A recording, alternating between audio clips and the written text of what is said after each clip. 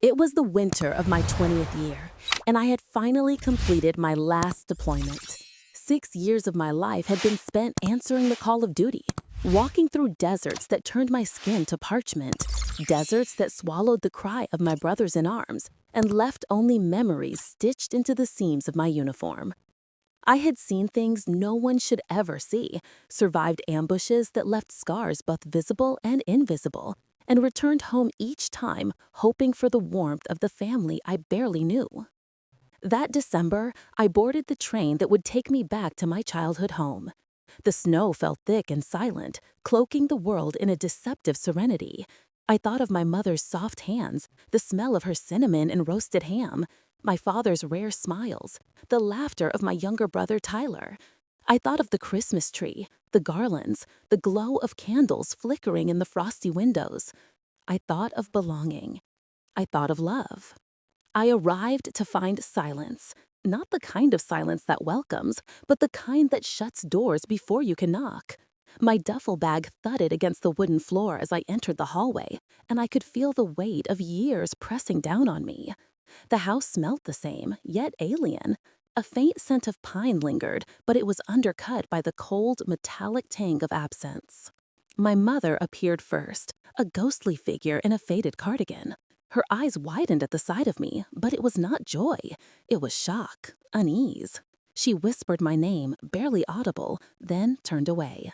That first gesture, or lack thereof, cut deeper than any bullet I had dodged.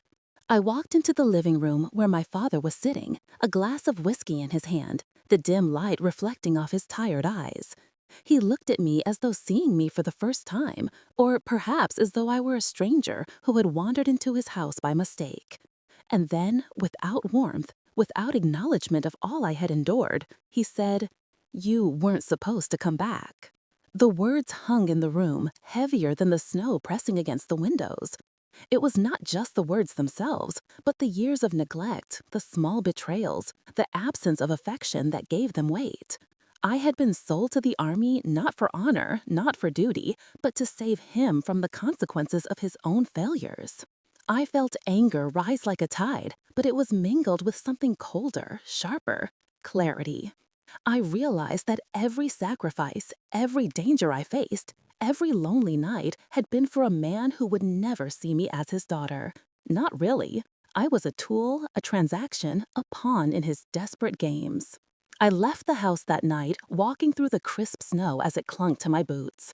My mother followed silently, her tears falling into the whiteness. But I did not stop. My heart was a drumbeat of betrayal, my mind a calm storm plotting the reclamation of what was rightfully mine. Back at the base, I buried myself in work.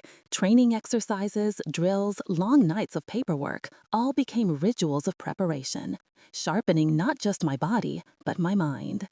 I reviewed every document, every agreement, every signed paper my father had ever put me to sign. And then I remembered, 5 years ago, a document he had asked me to co-sign, a second mortgage for the family house. I had signed it blindly, eager for approval, thinking it was a formality. Now, that piece of paper was my sword and shield.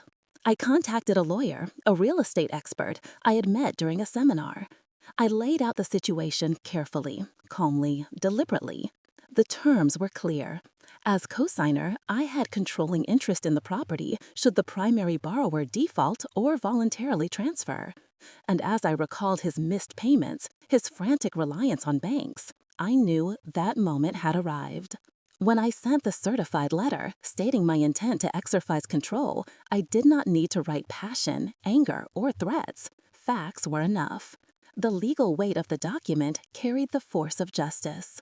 I watched the snow fall through the cabin window, the wind carrying a sense of liberation I had never known.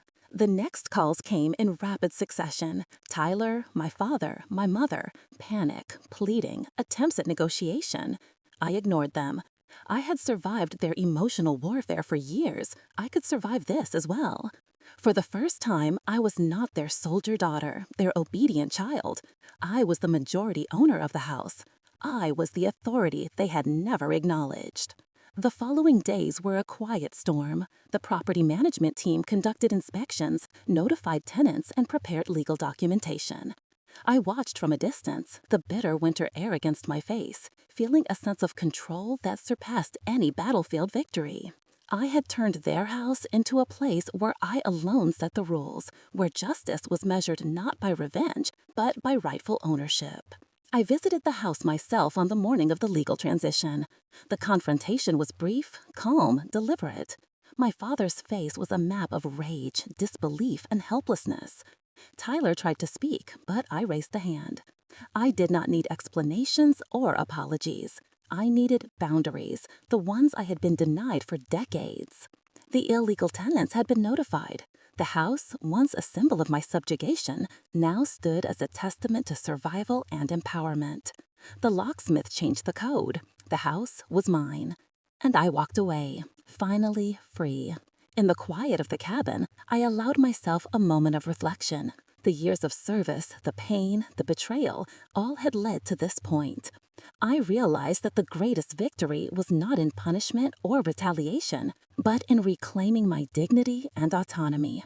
I could now choose where to go, whom to trust, and how to live, unburdened by the chains of the past. In the months that followed, I transformed the house into transitional housing for female veterans, women like me who had been cast aside, who had given their lives to service, and who needed a sanctuary. Monroe House became a place of healing, where stories of return, rejection, and reclamation could be shared, where silence was replaced by empowerment. Every Christmas thereafter, I lit a candle on the porch, not for my father, not for the family who betrayed me, but for myself, for the girl who once stood in the snow, unwanted, and now stood victorious, alive, and free. The weeks following the legal takeover were a strange combination of triumph and melancholy. I walked through the halls of Monroe House, once my father's domain, now my responsibility, my charge. Every creak in the floorboards, every draft from the poorly sealed windows reminded me of years of absence, the laughter I had missed, the holidays I had spent on distant bases, the milestones I had witnessed only through photographs and brief phone calls. Yet this was not sadness, it was the acknowledgement of survival. I oversaw renovations personally, not because I needed to control every detail, but because it was my way of reclaiming the space that had been denied to me. Old carpets were replaced, walls repainted, leaky pipes fixed. Each hammer strike, each brushstroke, each repaired window was a small act of reclamation, a reaffirmation that I was no longer the girl who waited for approval. I was the woman who built her own home, in every sense of the word. The veterans who moved in were initially cautious, wary of yet another authority figure imposing rules and regulations. But soon they saw in me something different, someone who had lived through similar struggles, someone who understood the invisible wounds of service, the quiet ache of abandonment.